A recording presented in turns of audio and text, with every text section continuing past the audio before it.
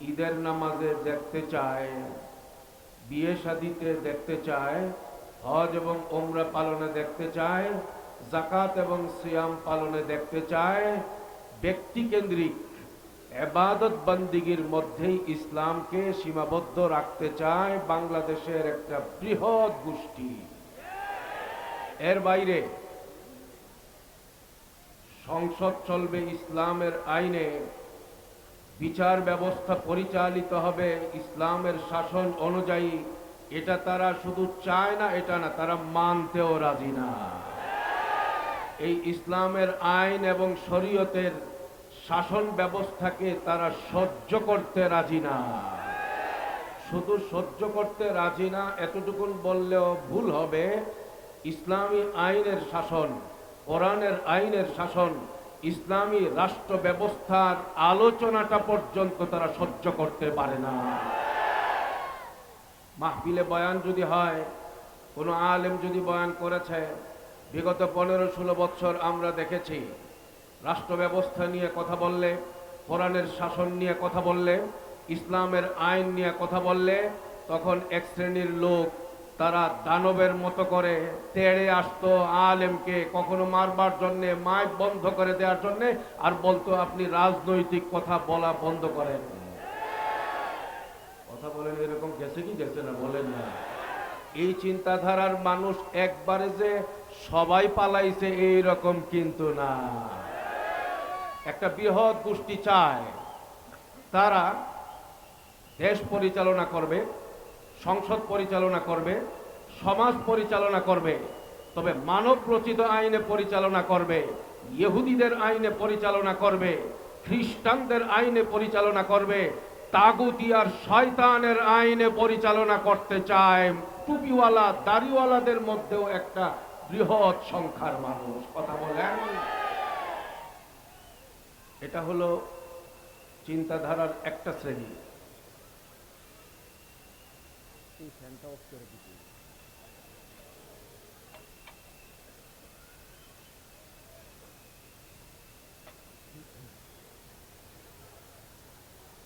আরেকটা চিন্তা বাংলাদেশে এখন গরম, সেটা হলো তন্ত্র মন্ত্র বহুত দেখছি, এখন ইসলামী রাষ্ট্র ব্যবস্থা দেখতে চাই।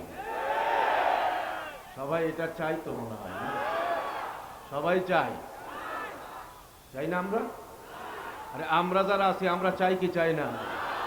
এদেশে কোরআনের আইন বাস্তবায়ন হোক, আল্লাহর আইন বাস্তবায়ন হোক, এদেশে সংসদে আইন পাশ হবে কোরআনের আইন, এদেশের আমাদের আদালত পরিচালিত হবে, অর্থনৈতিক ব্যবস্থা পরিচালিত হবে, শিক্ষা ব্যবস্থা পরিচালিত হবে, এদেশের পুরুষ এবং নারীদের সকল ব্যবস্থাপনার মূল চাবিকাঠি হবে কোরআন এবং শরীয়ত। এটা আমরা চাই কি চাই না? গোটা বাংলাদেশ এখন উত্তাল এই দাবিতে। কথা বলেন ঠিক কিনা? এই বিষয়টা নিয়ে একটু পরিষ্কার করা দরকার। ইসলামী শরীয়ত, ইসলামী আইন বাস্তবায়ন হলে এক শ্রেণীর মানুষ মনে করতেছে যে মসজিদের ইমামরা তারা খুব লাভবান হবে, আলেম ওলামারা লাভবান হবে, মুসলমানরা লাভবান হবে, কোরআন প্রেমিকরা, আল্লাহ প্রেমিকরা লাভবান হবে, আর যারা ভিন্ন ধর্মের লোক আছে তাদেরকে বাংলাদেশ থেকে গলা টিপে ধাক্কা দিয়ে বের করে দেবে, তারা জুলুমের শিকার হবে, অন্যায়ের শিকার হবে, নির্যাতনের শিকার হবে। এই রকম ভুলভাল বুঝিয়ে এক শ্রেণীর হলুদ মিডিয়া খোলা পানিতে মাছ শিকার করতে চায়। সেজন্যে আমি আপনাদের সামনে একটু খোলাসা করবার জন্য ছোট্ট একটা ঘটনা আনতে চাই।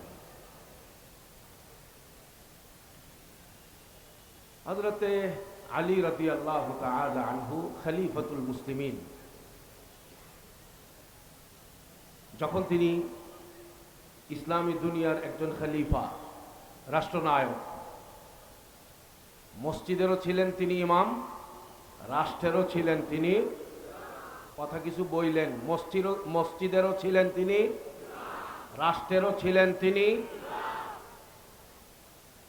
তিনি যে রাষ্ট্রনায়ক ছিলেন, ওনার রাষ্ট্রের পরিধি, ওনার ক্ষমতার অবস্থা, তার যে শক্তি ছিল, সেটা মনে হয় বাংলাদেশ সরকারের প্রধানমন্ত্রী অথবা প্রধান উপদেষ্টার মতোই এইরকম শক্তি ছিল নাকি?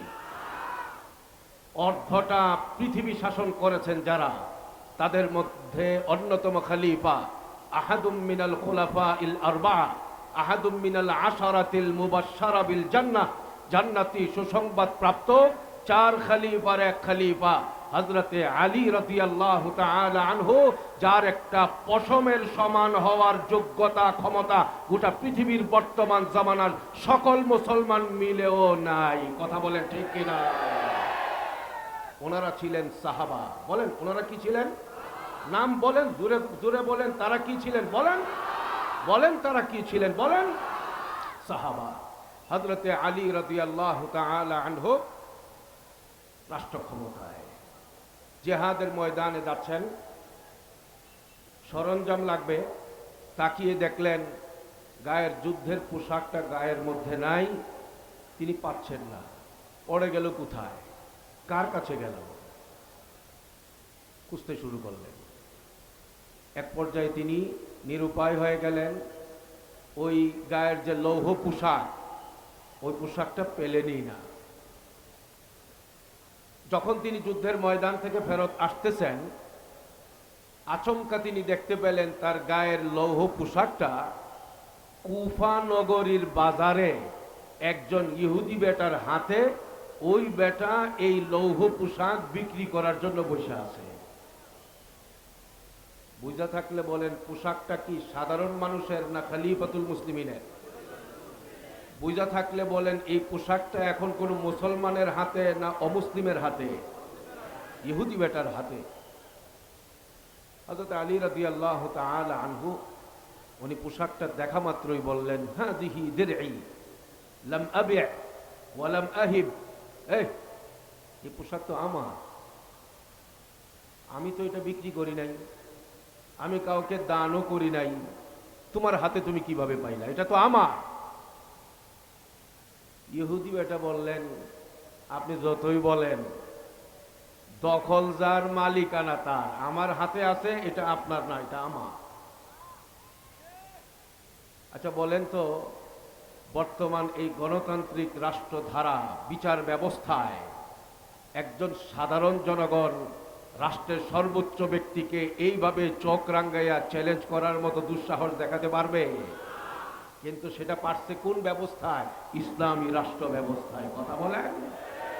হযরত আলী রাদিয়াল্লাহু তাআলা আনহু চুপ হয়ে গেলেন। তিনি বললেন, তাহলে তো চলো আমরা দুইজনে মিলে দলিল প্রমাণের ভিত্তিতে আমরা কে মালিক সেটা হোক, আমরা চলো আদালতে যাই। বর্তমান জামানার চিন্তাধারাকে সামনে রেখে, রাষ্ট্র ব্যবস্থা এবং ক্ষমতাধর ব্যক্তিদের চরিত্রকে সামনে রেখে বলেন তো, হযরত আলী রাদিয়াল্লাহু তাআলা আনহু যদি চাইতেন এইরকম বলতে পারতেন কিনা, এই ধর, বলতে পারতেন কিনা? হেরে না, হের 14 গোষ্ঠী ধর, আয়নাগর রেডি কর, বলতে পারতেন কিনা? বাংলাদেশে কিন্তু একটা সিস্টেম ছিল 15-16 বছর, আয়নাগরের রাজনীতি ছিল কি ছিল না? এক এক সময় এক এক নামে ছিল আর কি। বিগত দিনে ছিল আয়নাগরের রাজনীতি। সবচেয়ে বেশি নির্যাতিত হয়েছে আলেম সমাজ। ভিন্ন মতের সব মানুষগুলোকে দমন করবার চেষ্টা করা হয়েছে। তবে ওই জালেম সরকারের সবচেয়ে বড় শত্রু ছিল এদেশের হাক্কানি উলামায়ে কেরাম, দেওবন্দি উলামায়ে কেরাম, হেফাজতে ইসলামের নেতা কর্মীরা। সেই জন্য আমরা দেখেছি গত 15-16 বৎসরে সারা দেশের সাহসী উলামায়ে কেরাম, সারা দেশের হকপন্থী উলামায়ে কেরাম, যারা সাহস নিয়ে আল্লাহর কথা বলতেন, বাতিলের বিরুদ্ধে কথা বলতেন, তাদের নামে মামলা দেওয়া হয়েছে, তাদের উপর হামলা করা হয়েছে, তাদেরকে জেলখানায় আবদ্ধ রাখা হয়েছে, তাদের ইজ্জতের উপরে আঘাত করা হয়েছে, তাদের পরিবারকে ধ্বংস করার জঘন্য চক্রান্ত করা হয়েছে। রাষ্ট্রীয়ভাবে এদেশের কওমি মাদ্রাসার গুড়া শুদ্ধ শেষ করবার চক্রান্ত করা হয়েছে। চেষ্টা করা হয়েছিল নাস্তিক্যবাদকে প্রতিষ্ঠিত করবার জন্য। দেশ থেকে আল্লাহর রাসূলের কথা, শরীয়তের কথা যেন আর কেউ শুনতে না পারে, আমাদের এদেশের হাক্কানি সাহসী উলামায়ে কেরামকে নির্মূল করবার চেষ্টা করা হয়েছিল। কিন্তু 13 সাল সাক্ষী, 21 সাল সাক্ষী, 24 জুলাই বিপ্লব সাক্ষী। আলেমরা ফাঁসির কাস্টে ঝুলতে প্রস্তুত ছিল, বাতিলের সঙ্গে আপোষ করতে রাজি হয় না। সেই আলেমরা বাংলাদেশে কিন্তু আছে, যারা পালাইবার জালেম জুলুম করে তারা নিজেদের গদিকে চিরস্থায়ী করতে চেয়েছিল, কিন্তু তাদের শেষ রক্ষা হইল না, পালাইতে বাধ্য হয়েছে। কিন্তু আলেমরা কিন্তু আছে না, পালাইছে? কথা বলেন না কেন? পালাইছে না আছে? আমাদের পরিষ্কার কথা, আমি অন্যদিকে যাওয়ার সময় আমার নাই।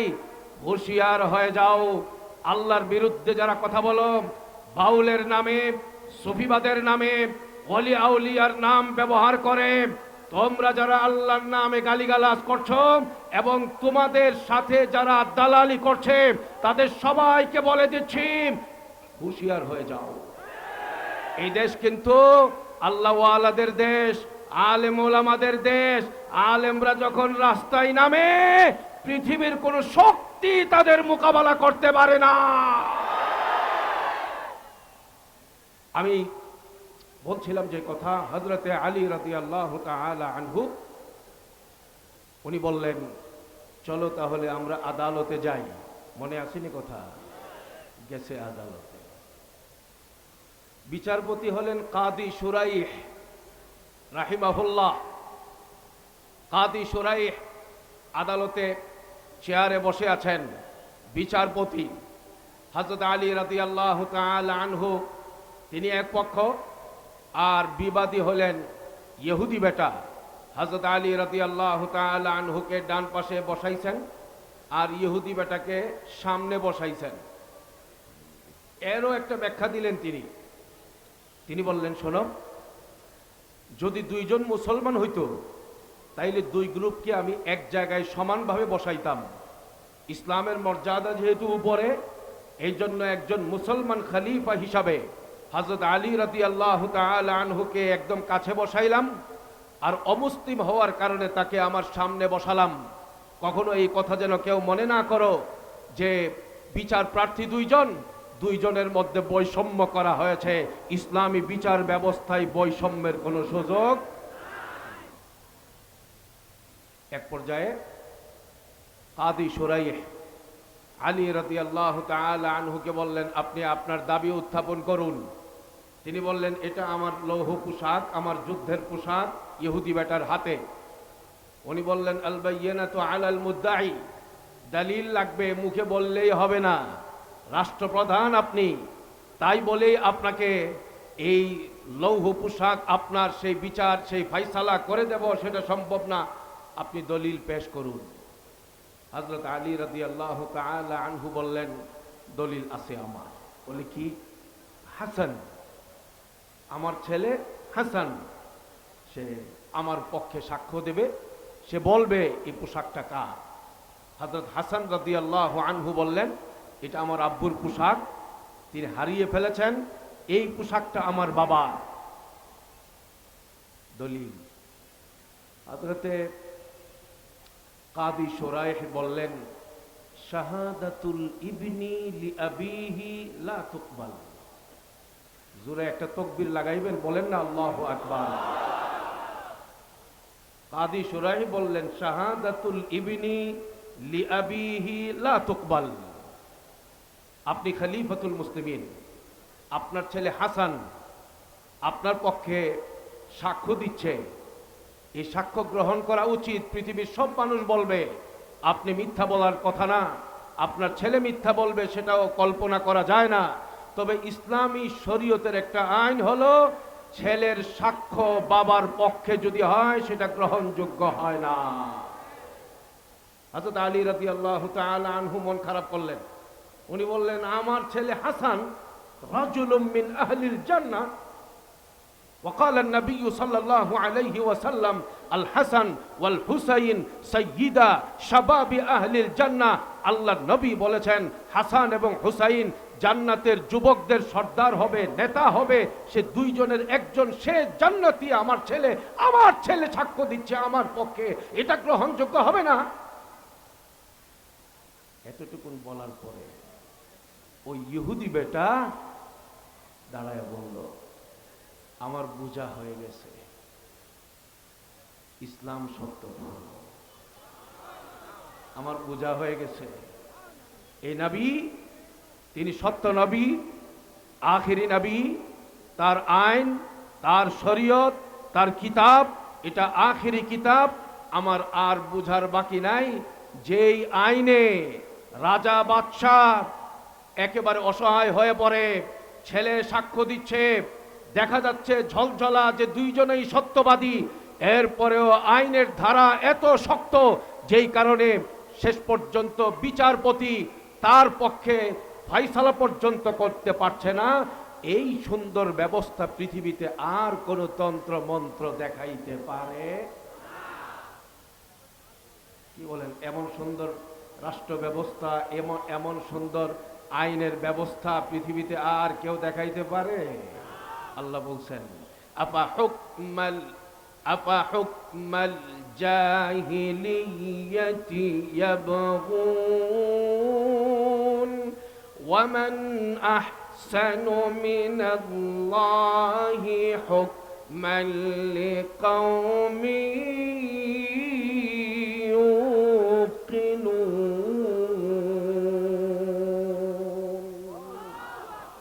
আল্লাহ তাআলা বলেন, তোমরা বর্বর যুগের শাসন চাও, আল্লাহর আইনের চেয়ে সুন্দর আইন আর কার হতে পারে? মানতে হবে কার আইন?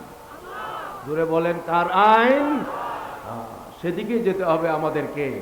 ওই ডিজিটাল বাংলাদেশ, স্মার্ট বাংলাদেশ, শেষ পর্যন্ত দেখছি এটা চুরির বাংলাদেশে পরিণত হয়েছে। কথা বলেন ঠিক কিনা? বাংলাদেশকে ওই জায়গা থেকে উঠায় নিয়ে আসতে হবে। সেটা করতে হবে কি? আল্লাহ বলে দিয়েছেন আরেক জায়গায়।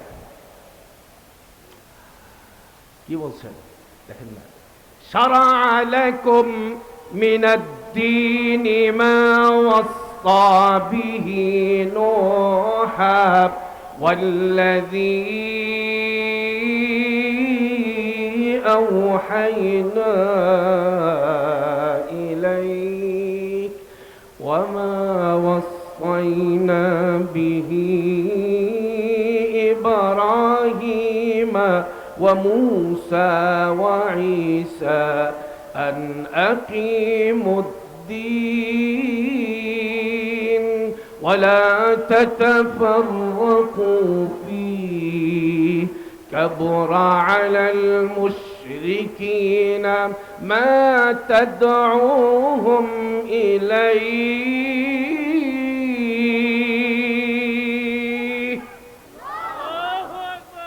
আল্লাহ তাআলা বলেন, আমি আল্লাহ নূহকে ওসিয়ত করেছি, আমি ইব্রাহিমকে ওসিয়ত করেছি, আমি মূসাকে ওসিয়ত করেছি, আমি ঈসাকে ওসিয়ত করেছি, আমি আখিরি নবী মুহাম্মদকে আমি ওয়াহির মাধ্যমে আমি এই বার্তা, এই নির্দেশ দিয়েছি।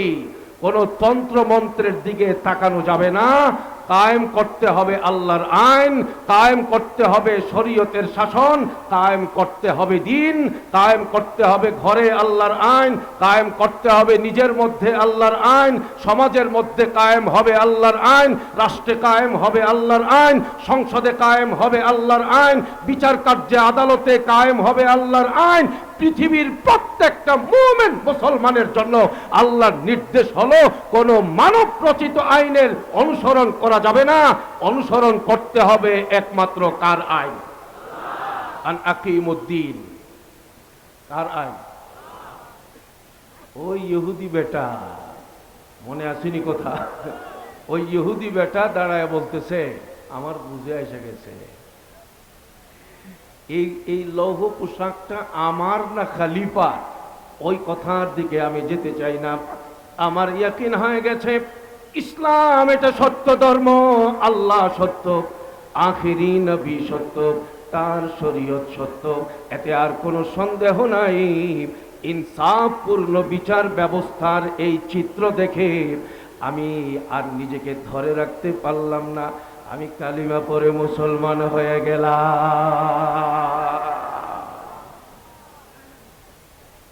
আজকে এই জায়গায় আসেন, এই কথায় আসেন, আমরা সবাই আল্লাহর দিন কায়েম করব ইনশাআল্লাহ। করব ইনশাআল্লাহ? হ্যাঁ বলেন না? সবাই কায়েম করব, আল্লাহর দিন করব ইনশাআল্লাহ। অন্যের উপর দিয়া চালাইতে সহজ, নিজের বেলায় হুকুম বাস্তবায়ন করা কঠিন। অমুকে খারাপ, তমুকে খারাপ, অমুকের বাপ খারাপ, অমুকের মা খারাপ, অমুকের সদ্য গোষ্ঠী খারাপ, এই গীবতের বাজার গরম করা বহুত কঠিন। নিজেকে পবিত্র করা, নিজের পরিবর্তন করা বহুত কঠিন। কথা কি বুঝতে পারতেছেন? সারা দুনিয়ায় দিন কায়েম করব, এই চিন্তাটা যেমন আমাকে করতে হবে, আমার নিজের মধ্যে দিন সবার আগে কায়েম করতে হবে, এই চিন্তাটাও মাথায় রাখতে হবে। এক লফজ শরীয়ত याद रहा, अहकाम शरीयत भूल गए, हम खैर उमम दिल में न रहा कुछ जज्बाए दीन, तबलीग से गाफिल ऐसे रहे, एक लफ्ज शरीयत याद रहा, अहकाम शरीयत भूल गए, हम खैर उमम लंदन से नजर कुछ ऐसी पड़ी, पेरिस की तरफ दिल ऐसा खिंचा, हमें फिल्म के गाने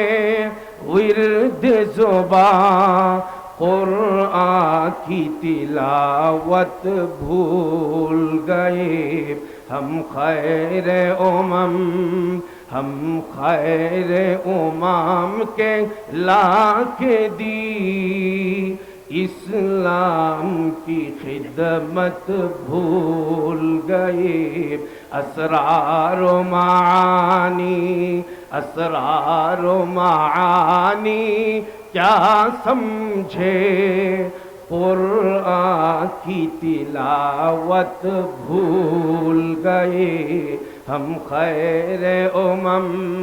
আমার এই কথাগুলো বলার মাকসাদ হইল, একটা ইসলাম, ইসলাম এটাকে শুধু স্লোগানের মধ্যে সীমাবদ্ধ রাখলে চলবে না।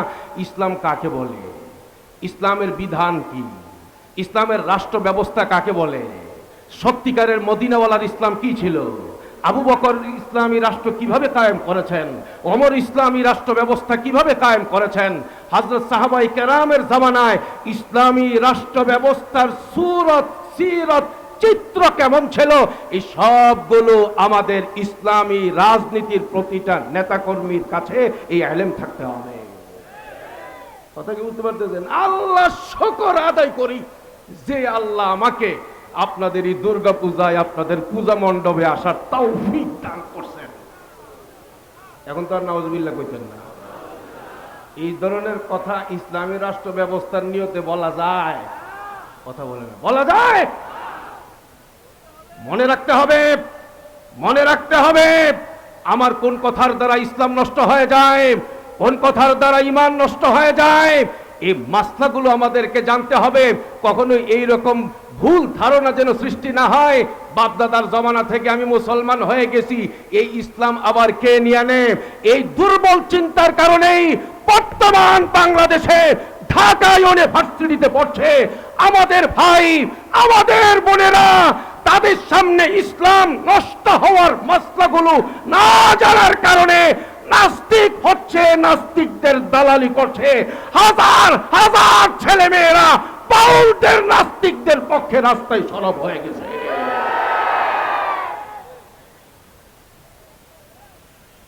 মুসলমান হওয়ার যেমন মাসলা আছে, ইসলাম নষ্ট হয়ে যাওয়ারও কিন্তু বিধিবিধান আছে না না? বুঝবার জন্য বলি, আমার কথা বুঝতেছেন আপনারা? বুঝবার জন্য বলি, তাবুকের যুদ্ধে রাসূলুল্লাহ সাল্লাল্লাহু আলাইহি ওয়াসাল্লাম জিহাদের ময়দানে যাচ্ছেন। নবীর সঙ্গে সাহাবারাও আছেন, নবীর সঙ্গে মুনাফিকরাও আছে। মুনাফিক বুঝেননি, উপরে দিয়া ফিটফাট, ভিতরে উপরে ইসলাম, ভিতরে কুফরি, এর নাম মুনাফিক। নবীর সঙ্গে এই কাফেররাও আছে, এই মুনাফিকরাও আছে। হঠাৎ এই তাবুকের যুদ্ধে মুনাফিকরা করলো কি, নবীর থেকে একটু আড়াল হইয়া একটা আরেকটারে কয়, এই যে হুজুর, এই যে নবী, মজা করে, এই যে উনি আমাদেরকে গল্প শোনায়, কাহিনী শোনায়, উনি আমাদেরকে ভবিষ্যতের কাহিনী শোনায়। উনি নাকি রোম সাম্রাজ্য দখল করব, শাম দেশের রাজপ্রাসাদ দখল করবেন, উনি নাকি বিশ্ব জয় করবেন। হাই হাত, জীবনেও এটা হতে পারে না। নবীর আড়ালে আবডালে একটা আরেকটার সঙ্গে নবীকে নিয়ে মজা করে। কথা কি বুঝতে পারতেছে? নবী তো শুনে নাই, নবী তো এই কাহিনী জানেও না, কিন্তু কেউ না জানলেও তো কে জানে? এবার এই সময়ে আল্লাহর নামটা একবার আস্তে আস্তে শরমে শরমে বললেন না, কে জানে? কেউ না শুনলেও এই সময়ে যা যা করছে মুনাফিকরা কে শুনে? জোরে কোন? খবর পৌঁছে গেছে নবীর কাছে। আল্লাহ তাআলা ওয়াহির মাধ্যমে নবীকে পুরা ঘটনা জানাই দিয়েছেন। সুবহানাল্লাহ, কি বলবেন নাকি ভাই? নবীর জীবদ্দশায় কিন্তু নবীর আড়ালে আবডালে ইসলাম বিরোধী কোনো কর্মকাণ্ড করবে এইরকম কোনো সুযোগ ছিল না। নবীর কাছে যখন ওয়াহি চলে আসছে, তখন নবী মুনাফিকদেরকে ডাক দিছে। ডাক দিয়া বলল, এই তোমরা নাকি আমার ব্যাপারে একে অপরের সাথে এইরকম বলতেছ। তখন তারা বলতেছে, ইন্নামা নাখুদু ওয়া নালআব। নবী, আমরা মন থেকে বলি নাই, আমরা এমনি আপনাকে নিয়ে আপত্তিকর মন্তব্য যেটা করেছি এটা একটু মজা করছি, মজা। নাউজুবিল্লাহ বলবেন কি? বর্তমানে এই ফরহাদ মাজহার, যেটার এখন পরিচয় বাইর হইছে ফরহাদ বাউল, কি বলে না ফরহাদ, এই বর্তমান বাংলাদেশের বাঘা বাঘা রাজনীতিবিদ, তারা টকশোর মধ্যে আসছে, সংবাদ সম্মেলনে এসে বলতেছে এই আউল বাউলরা তারা যা বলছে এতে তেমন কোনো সমস্যা দেখি না, আমরাও তাদেরকে নাস্তিক বলতে তেমন কোনো অসুবিধা মনে করি না। কথা বলেন ঠিক না? এ ভাই, রাসূলুল্লাহ সাল্লাল্লাহু আলাইহি ওয়াসাল্লামকে নিয়ে আপত্তিকর মন্তব্য যখন করেছে, আল্লাহর পক্ষ থেকে আয়াত নাযিল হইছে। আল্লাহর পক্ষ থেকে আয়াত নাযিল হইয়া মাসলা পরিষ্কার করে দেওয়া হয়েছে। ওয়ালা ইন সাআলতাহুম লা ইয়াকুলুন্না ইন্নামা কুন্না নাখুদু ওয়া নালআব قل أبالله وآياته ورسوله كنتم تستهزئون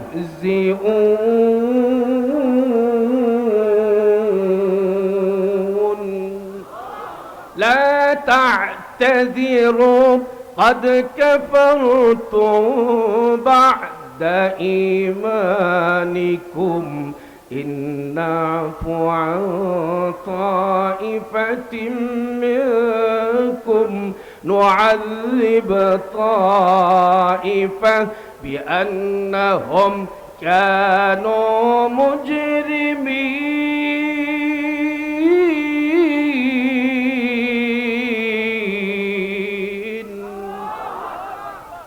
আল্লাহ তাআলা বলেন, হে নবী, তারা যখন বলে ইন্নামা নাখুদু ওয়া নালআব, আমরা আপনাকে নিয়ে যা বলছি আমরা মজা করি, উপহাস করি, হাস্যরস করি, মন থেকে বলি না, নবী আপনি তাদেরকে উত্তরে বলেন, আবিল্লাহি ওয়া আয়াতিহি ওয়া রাসূলিহি। মজা করা আর হাস্যরস করা, নাটক করার আর কোনো বিষয় পাও না। আল্লাহকে নিয়ে মজা করো না, আল্লাহর কোরআনকে নিয়ে মজা করো, নবী আর রাসূলকে নিয়ে মজা করো। লা তা'তাযিরু কাদ কাফারতুম বা'দা ঈমানিকুম। আল্লাহ তাআলা বলে দিয়েছেন, তোমরা ইচ্ছায় বলো, অনিচ্ছায় বলো, মন থেকে বলো আর হাস্যরস করে বলো, কোনো উজর আপত্তি গ্রহণযোগ্য হবে না। নবীর শানে আপত্তিকর মন্তব্য যে কোনো ভাবেই যদি কেউ করে, তার ঈমান থাকে না, সে কাফের হয়ে যায়। কাদ কাফারতুম বা'দা ঈমানিকুম। ভাই, আজকের এই জায়গায় আমি আর কথা বাড়াবো না। আমার পরিষ্কার কথা, 91 থেকে 92% মুসলমানদের এই দেশে আমার আল্লাহর শানে কোন কুলাঙ্গার গালি দিবে, নবীর শানে কোন কুলাঙ্গার গালি দিবে, কোরআনের উপরে কেউ আঘাত করে কথা বলবে, ইসলামের উপরে কেউ আঘাত করে কথা বলবে, কোন মুমিন মুসলমান চুপ করে বসে থাকতে পারে? আমাদের পরিষ্কার, আমাদের উলামায়ে কেরাম সর্বশেষ পর্যায়ের ধৈর্যের পরিচয় দিচ্ছেন। যত ইসলাম বিদ্বেষী, যত বাউলদের মধ্যে যত নাস্তিকগুলো আছে, সবগুলোকে অ্যারেস্ট করে, গ্রেফতার করে, সর্বোচ্চ আইন প্রয়োগ করে ইমানদারের কলিজা ঠান্ডা করতে হবে। কথা বলেন ঠিক কিনা? সেটা যদি করা না হয়, ইমানদারদের দুর্বার তীব্র আন্দোলন হবে। মাধব দিতে হবে, নরসিংদী দিতে হবে, আশপাশের জেলাগুলোতে হবে, ঢাকায় হবে। প্রয়োজনে নাস্তিক মুরতাদদের সকল চিন্তাধারার কবর রচনা করবার জন্য সারা বাংলাদেশকে অচল করে দেওয়া হবে।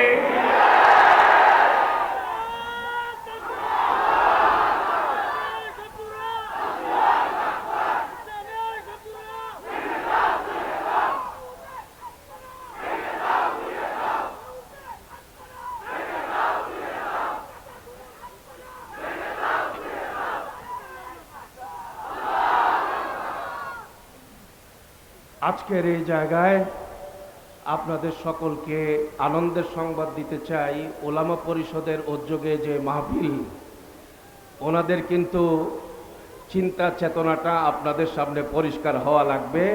আলেম ওলামারা স্বভাবগতভাবে তারা সবাই কিন্তু একদম নরম। কথা বলেন ঠিক কিনা? ইসলামের উপরে আঘাত হইলে তারা আগুনের চেয়েও গরম। কথা কি ঠিক আছে তো নাকি? এই গরম আগুন যেটা, এই পুরা আগুনটাই একমাত্র কার জন্য? জোরে কান। হ্যাঁ, রুহামা বাইনাহুম আশিদ্দা ও আলাল কুফার। বাস, আগামী দিনে ওলামা পরিষদের পক্ষ থেকে যে কোনো ইমানি আন্দোলনের যদি ডাক আসে, আমাদের ওলামাদের পক্ষ থেকে নাস্তিক মুরতাদদের মোকাবেলা করবার জন্য যদি ডাক আসে, কাদিয়ানীদেরকে রাষ্ট্রীয়ভাবে অমুসলিম ঘোষণার দাবি আদায় করবার জন্য যদি ডাক আসে, আর সে দাবি আদায় করবার জন্য যদি রাস্তায় নামতে হয় নামব, যদি আন্দোলন করতে হয় করব, যদি সংগ্রাম করতে হয় করব, যদি রক্ত দিতে হয় দিব, যদি শহীদ হতে হয় শহীদ হব। এক সাগর রক্তের বন্যা যদি বাসায় দিতে হয় করব কিনা ইনশাআল্লাহ। নাসরুম মিনাল্লাহি ওয়া ফাতহুন কারীব ওয়া বাশশিরিল মুমিনিন। ওয়াসসালামু আলাইকুম ওয়া রাহমাতুল্লাহি ওয়া বারাকাতুহু।